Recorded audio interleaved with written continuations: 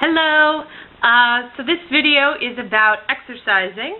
A lot of people have asked me questions in the last few months about exercising. So some of the specific questions were, what role has exercise played in my recovery?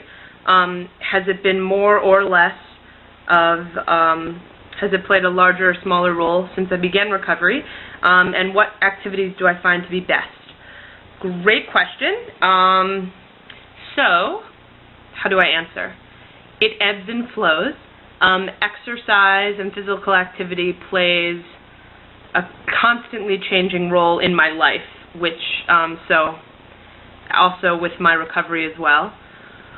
So that said, I feel like part of that is based on just the way workload and stress load and life is in constant motion. So when I am super busy with professional work, or right now I'm in school, so I've been super busy with school, in grad school, I find far less time to exercise, but the catch-22 or double-edged sword is that, you know, exercising and physical activity would be really great in those moments of stress. So that's the practical sense that exercise places. The other thing is that within the 10-year span that I had an eating disorder, a year or two of about 2 of those years were spent with over-exercising, and so I thought I was in recovery from bulimia, but I then ultimately realized I had just transferred my purging into exercise. So I was definitely over-exercising and very obsessive about it, and that carried on into college, and so I'm very careful about the frequency with which I exercise and the reasons I choose to exercise, because I'm so afraid to go back to that place. So I think because of that fear, I've inhibited myself from the amount of physical activity I might actually like to do. What I have learned about myself over the past 5 years in recovery is that I go through phases where I like and dislike gym culture. Right now, I'm not a big fan of gym culture, but when I lived in Atlanta, Georgia, the first year out of college, I loved belonging to Crunch Fitness. And I loved going to the gym. And I also got a lot of exercise as a waitress when I was in Atlanta, because you are running around all day or night on your shift. But the specific physical activities I've found to be best for myself are swimming and just naturally walking. So I live in Manhattan, so I walk a lot anyway, and so that just naturally incorporating movement into my life has been really great.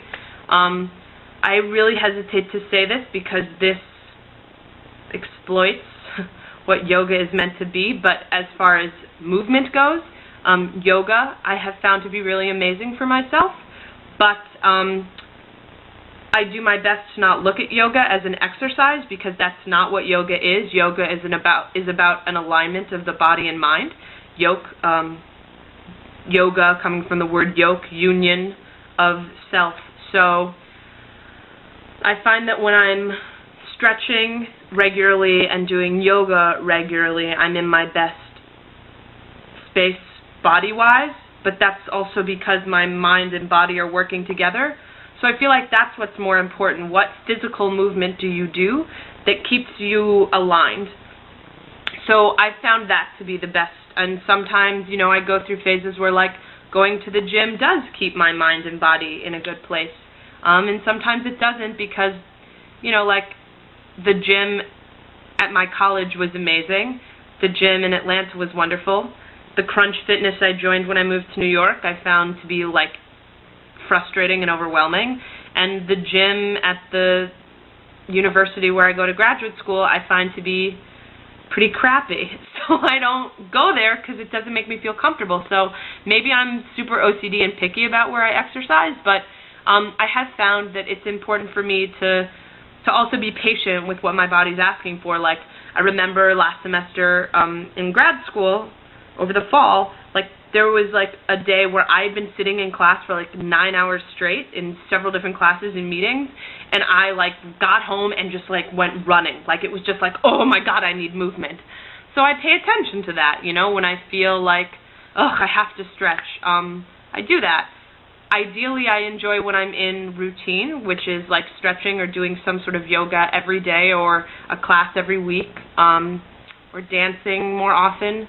That's currently not the case for me, but I don't know if any of that helps. And I don't know, just looking further back into my recovery, when I first began recovery and I was still in college, I started going to this place in Philadelphia called Maxercise, and they were incredible because their theory was it's not about overextending your body, it's about making your body as efficient as possible. So I got used to using my own body to create efficiency and strength, and that was amazing. Like when I go snowboarding and skiing during those 2 years that I was going to Maxercise with a personal trainer, I found, and Maxercise was the name of the gym, I found myself more efficient in my snowboarding and skiing than I'd been in my whole life. And so that's the kind of exercise I like, I guess, when I'm using my own body. And maybe that's why I like yoga, because I'm not looking for external things to understand my body. And with swimming, I'm not looking to external things other than being in a swimming pool or a lake or an ocean to create resistance.